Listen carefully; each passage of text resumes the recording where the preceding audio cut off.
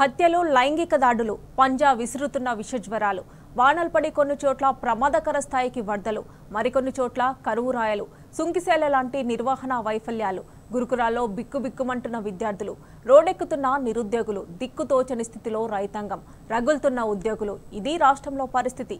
ప్రభుత్వం మాత్రం ప్రవాసంలో ఉంది. సీఎం సహా సీఎస్, మంత్రులు అమెరికా పర్యటనలో ఉన్నారు. కీలక శాఖల ఉన్నతాధికారులు అక్కడే ఉన్నారు. దాంతో రాష్ట్రంలో పాలన పడికేసింది. పాలనాపరమైన నిర్ణయాలు తీసుకునేవారు లేక ఫైళ్లు మూలుగుతున్నాయి. దాదాపు మరో 2 వారాల పాటు ఇదే పరిస్థితి ఉండనుంది. రాష్ట్రంలో పాలన పడకేసిందా అంటే అవుననే అంటున్నాయి అధికార వర్గాలు. కీలక అధికారులు, మంత్రులందరూ విదేశీ పర్యటనలో ఉండడంతో రాష్ట్రంలో పాలన అటకెక్కింది. నిన్న మొన్నటి వరకు ఢిల్లీకి వెళ్లి రావడంతోనే సీఎం మంత్రులకు సరిపోయేది.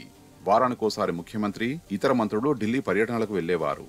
ఇప్పుడు సీఎం సహా కీలక మంత్రులు, అధికారులు అమెరికా బాట పట్టారు. రాష్ట్రంలో ఒకవైపు వర్షాలు, వరదలు, మరోవైపు హత్యలు, ఆత్మహత్యలు పెరిగిపోతున్నాయి. ఇంజనీరింగ్, మెడికల్ కాలేజీల్లో సీట్లలోల్లి జరుగుతున్నది. ఇదంతా ఒక ఎత్తైతే అనేక శాఖల్లో అధికారులు, సిబ్బంది బదిలీలు కొనసాగుతున్నాయి. ఇలాంటి కీలక సమయంలో సీఎం సహా అందరూ విదేశీ పర్యటనకు వెళ్లడంపై విమర్శలు వినిపిస్తున్నాయి. రేవంత్ రెడ్డి సీఎం అయిన 8 నెలల్లోనే 2 సార్లు విదేశీ పర్యటనకు వెళ్లి రికార్డు నెలకొల్పాడని అందరూ చర్చించుకుంటున్నారు.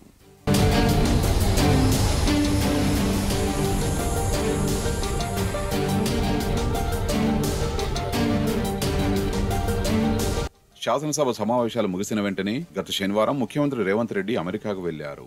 ఆ తర్వాత మంత్రులు శ్రీధర్ బాబు, కోమటిరెడ్డి వెంకటరెడ్డి, ఎమ్మెల్యేలు, వివిధ కార్పొరేషన్ల చైర్మన్లు అమెరికా బాటపట్టారు. త్వరలోనే మరో మంత్రి దామోదర్ రాజనరసింహ కూడా అమెరికా వెళ్తున్నారని సమాచారం. ముఖ్యమంత్రి తాను వెళ్లడమే కాకుండా తనతో పాటు ఐటీ, పరిశ్రమల శాఖ ప్రత్యేక ప్రధాన కార్యదర్శి జయేష్ రంజన్ కూడా వెంటబెట్టుకెళ్లారు. పరిశ్రమల శాఖ అధికారి విష్ణువర్ధన్ రెడ్డి, సీఎంఓ అధికారులు శేషాద్రి, అజిత్ రెడ్డి తదితరులు కూడా వెళ్లారు.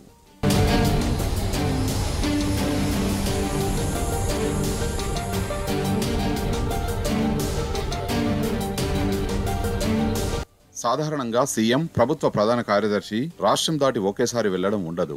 ఇప్పుడు వీళ్ళెవరూ రాష్ట్రంలో లేకపోవడంతో ముఖ్యమైన నిర్ణయాలు ఎవరు తీసుకుంటారన్న ప్రశ్న ఎదురవుతున్నది. సీఎం రాష్ట్రంలో లేని సమయంలో అత్యవసర అంశాలను హ్యాండిల్ చేయడం, యంత్రాంగానికి సంబంధించి నిర్ణయాలను తీసుకోవడం సీఎస్ విధి.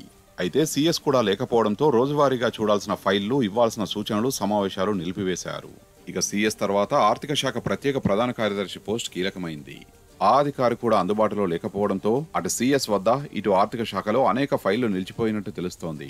మరో వారం రోజుల పాటు అధికారుల విదేశీ పర్యటనలు పూర్తి కావు.